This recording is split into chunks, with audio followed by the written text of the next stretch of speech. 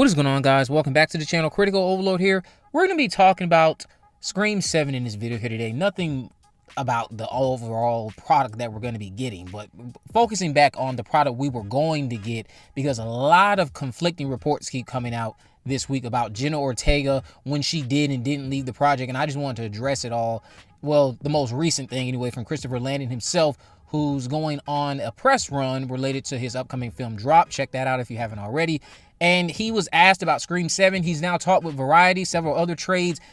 This comment, though, he gave to Variety kind of contradicts what Jenna herself has told us through an interview with The Cut.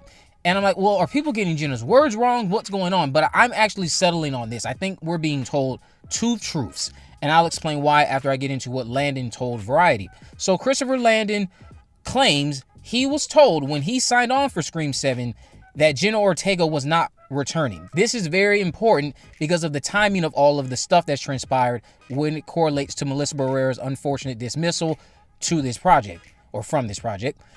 He stated, when I signed on to the project, I was told Ortega was out. That was one of the first things they told me right when I signed on. And I was like, oh shit, really? So that was a bit of a shock to me. And so at the time we were figuring out, how do we make another movie without her?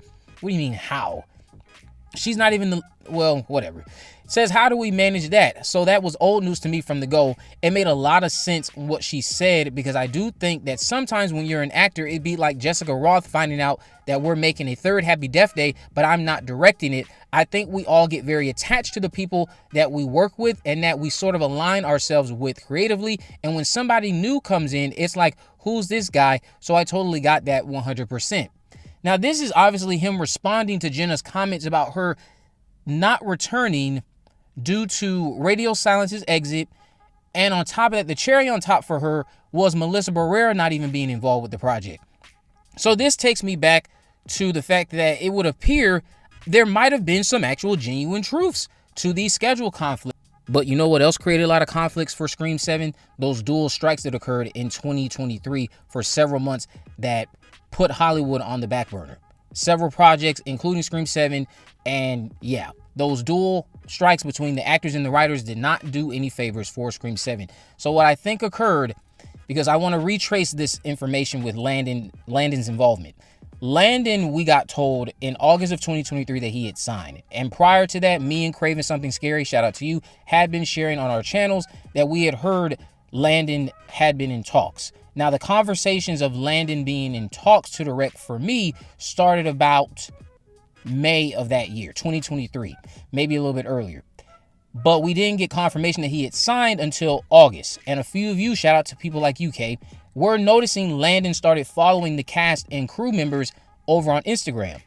And then slowly as time went on, we started finding out from Bloody Disgusting he was in fact in talks, that the stuff me and Craven were sharing was true. And then One Take News took it a step further and said that he had signed on to the project. I believe this man signed on somewhere between the months of May and July.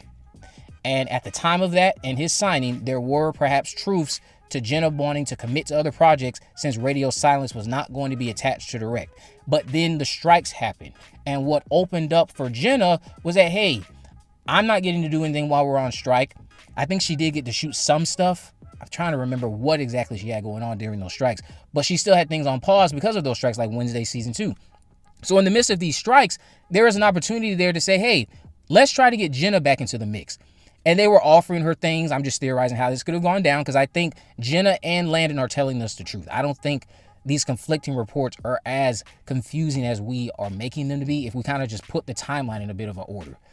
So during the strikes, that opened up a door for them to go back to Ortega. They were sharing things with her. She was down for whatever it is they were sharing as far as how they could factor Tara back into the mix, even though this is Sam's story mostly. And yes, Tara is useful and crucial, but you could have just leaned more heavily on Sam. So whatever it is they were offering, she was down for it. But then unfortunately, you completely lost her when you fired Melissa Barrera. So then that's when she was like, okay, you're not going to bring back the director's Radio Silence. Now you're not bringing back Melissa Barrera. I don't want to do Scream 7 at all. I don't need you guys. You don't need me. And I'm going to go do what I need to do. You do what you have to do. Good luck. I think that's what transpired. I don't think Ortega is lying to us. I don't think that Landon is lying to us. I think that, again, many of you probably agree, we'd be getting a completely different Scream 7 had those strikes not have occurred.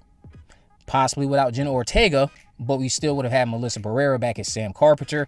Probably would have gotten Neve Campbell back as Sidney Prescott. I do not believe for a second that Neve Campbell was not going to be returning. She was always supposed to be back, from what I have learned. And they're just now committing to a story that doesn't have the other half of the original plans, which included Sam Carpenter. And of course, they were trying to work up something without Jenna Ortega. But then during the strikes, they went back to her, came up with something that she was possibly down with. And then when Melissa got fired, she was like, okay, I'm not doing it. Bye. And then we got the reports from the reputable trades revealing to us that she won't be back due to scheduling conflicts. And Jenna now recently came out saying that the Melissa stuff was going on. She talked about Radio Silence's departure and how if it wasn't the same team, she wasn't really wanting to do it. No, people took those comments and immediately assumed that it had to do with the timing of Melissa's firing, of when she decided to back out. But Landon's new comments does kind of make me go, okay, I think Ortega was out of the project very early on. They wanted her back during the strikes. She was down for it. And ultimately what happened is she said, you know what, I was open to it after everything happened with Radio Silence and I didn't want to come back. But now you've also lost Barrera and I don't want to do this at all. Goodbye and call me if you need me. I think that's what transpired. And we're probably going to hear more conflicting reports about this because everybody is just talking about Jenna Ortega and why she did or didn't leave Scream 7. Or when she did or didn't leave Scream 7, I should say. All of this is very exhausting. It's unfortunate what transpired with Melissa Barrera. It's unfortunate we are not going to get Sam and Tara Carpenter back. But I appreciate many of you at least acknowledging that despite a 3-arc story being planned, what transpired in between Scream 5 and 6 is a solid bookend to their characters. It does acknowledge what was set up in 5 while resolving it at the end of 6 with Sam dropping the mask, acknowledging that, hey, I'm not going to let my father define me.